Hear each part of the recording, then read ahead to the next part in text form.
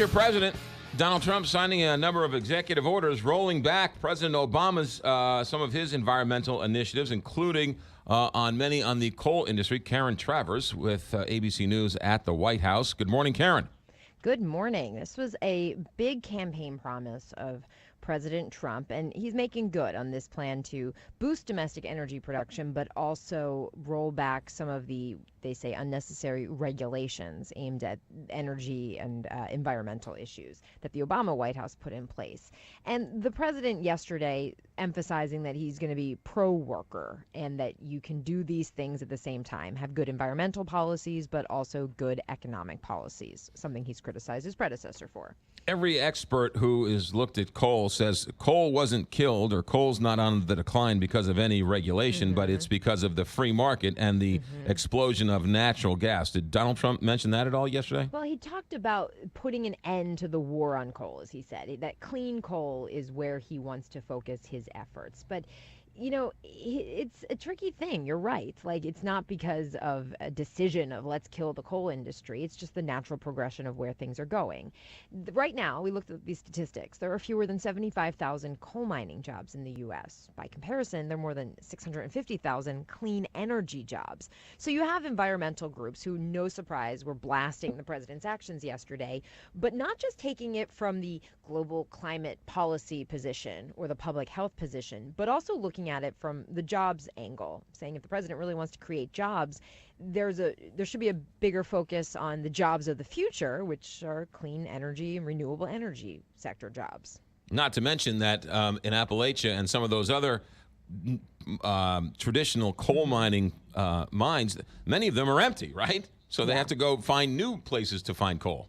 Right. And one of the things that the president did yesterday with this executive order was lifting a moratorium on new coal leases on federal lands that was put in place by the Obama administration as a way to get the coal industry to focus or address climate change.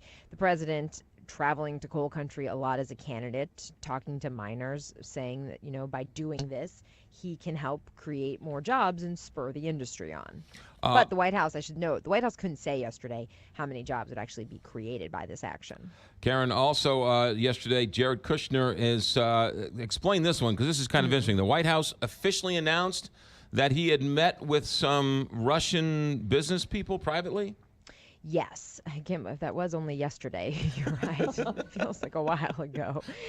Yes, that the White House confirming that we already knew he had met with the Russian ambassador at Trump Tower last December, but also confirming that he met with the head of a Russian bank that drew sanctions from the Obama White House after Vladimir Putin annexed Crimea. And just another interesting tidbit to this bigger story about Russia and any potential connections with Team Trump. We also know that he's volunteered to speak with the Senate Intelligence Committee as part of its investigation into this broader issue.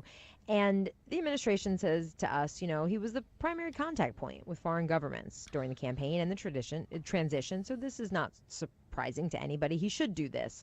But it is notable that he's first White House official that we know of that's going to sit down with the Intelligence Committee on this broad investigation. We know he met with the ambassador during the transition. When did he meet with this banker? I believe it was also during the transition. I don't have that in my note right in front of me, but I think that's what they said the timing was. Gotcha. In that same rough time period. And we also know that the Russian ambassador, remember that first meeting was with Michael Flynn, that became a headline in itself, and that the Russian ambassador actually requested a second meeting with Kushner, but he didn't go himself. He sent a deputy. So White House pointing, you know, that this is what he did. He was the conduit and setting up meetings. That's why he had that first one in the first place. The White House in weeks past has said that Jared Kushner met with people. Why did it take them so long to acknowledge this? Why not get it all out at once? That's the big question, and we don't have a good answer on that. And, you know, as this is all coming out in trickles and dribs and drabs of, like, you'd think there'd be one conversation of, like, everybody put it on the table. Raise your hand if you've met with any Russian officials, and at least you can get ahead of a story because, you know, we saw this with Jeff Sessions right after around the time of the confirmation of, you know, who did he meet with and when? And that, of course, led to more questions of who else met with Russian officials. And I should note that it doesn't necessarily mean it's nefarious, that there's any, you know, evil intent to any of this. It could be just meetings. Jared Kushner, it's not surprising he had these conversations, but when they come out in the way they are, it's harder for the White House to get a handle on it. Well, so. but there's a whole but with this bank being on some type of Right.